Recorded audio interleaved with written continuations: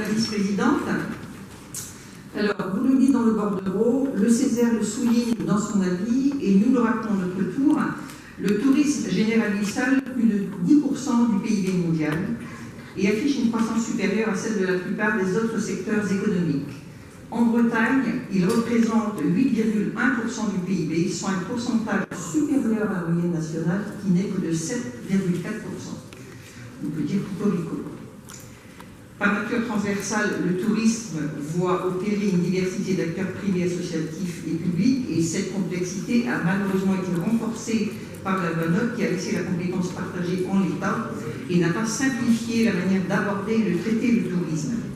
Aussi, les régionalistes ne peuvent qu'apprécier la stratégie volontariste adoptée par la CTAP sur proposition de la région en faveur de la construction d'un tourisme à la bretonne, à même de passer d'une compétence partagée à une stratégie coordonnée, ainsi que titre le bordereau.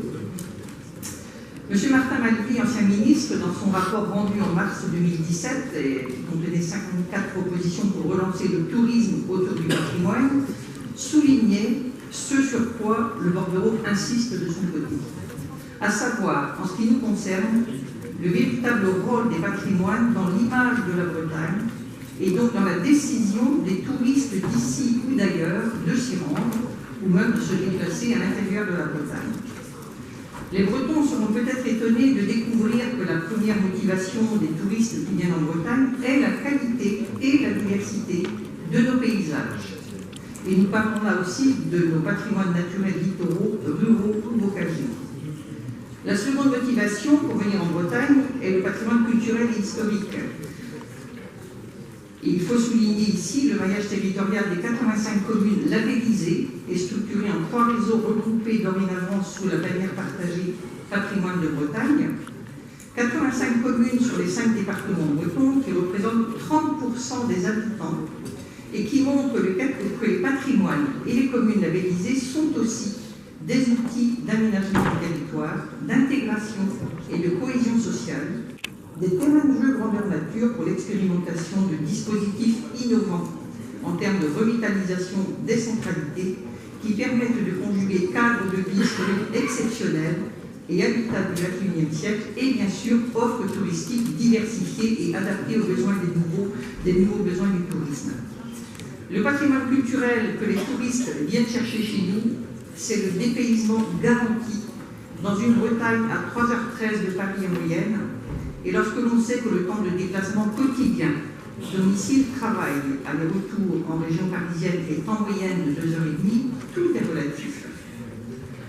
De notre signalétique bilingue à nos festoulouses, en passant par les festivals et les pardons, et le fait que la Bretagne est, selon plusieurs enquêtes successives qui convergent, la région la plus accueillante de France, très loin devant Paris et la Corse, classée dernier presque ex aequo, ces atouts sont réels pour devenir la région leader dans le tourisme. Le rapport Malvy préconisait aussi la création à l'échelon régional d'un séminaire des territoires dédié au tourisme, au patrimoine, à la culture, de renforcer la place du patrimoine dans les contrats de destination et de rationaliser les 37 labels en créant une signature lisible Patrimoine de France.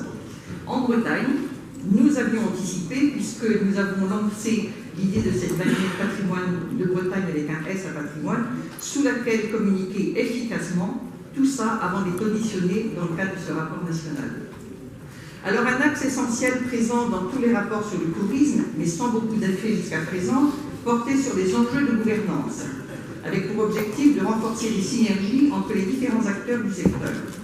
Ceci aurait pu passer par la création à l'échelon régional d'un séminaire des territoires dédiés au tourisme, au patrimoine et à la culture, les trois étant indissociables dans la quête des personnes. Mais notre réponse bretonne au fonctionnement en silo est bien le succès rencontré par la démarche participative des ateliers du tourisme breton, par le succès rencontré à la CTAP comme espace de travail et de gouvernance collective, et de la conférence régionale des acteurs privés et associatifs devenant espace d'échange et de synergie.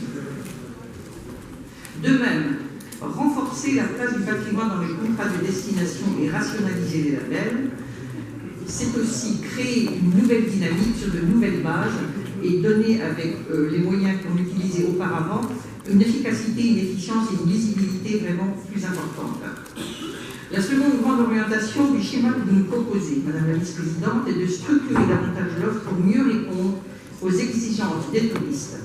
La création des 10 destinations touristiques répond à ce besoin de structuration et de lisibilité des offres touristiques diverses de la Bretagne. La destination Bretagne-Loire-Océan intègre déjà une partie de la Loire-Atlantique et devrait pouvoir s'élargir à Nantes, dont le bras armé touristique qui s'appelle Voyage à Nantes envisage son entrée dans cette destination bretonne, là aussi la réunification par les fêtes et dans l'économie.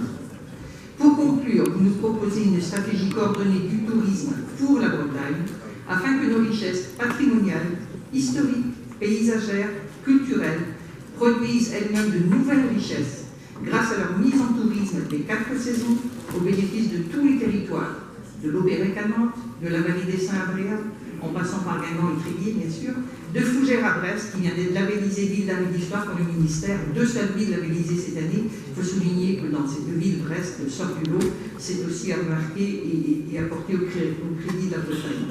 Madame la Vice-Présidente, nous sommes en phase avec vous dans cette dynamique et cette ambition partagée au service de la Bretagne, de ses patrimoines et de son économie touristique. Merci. Merci à vous.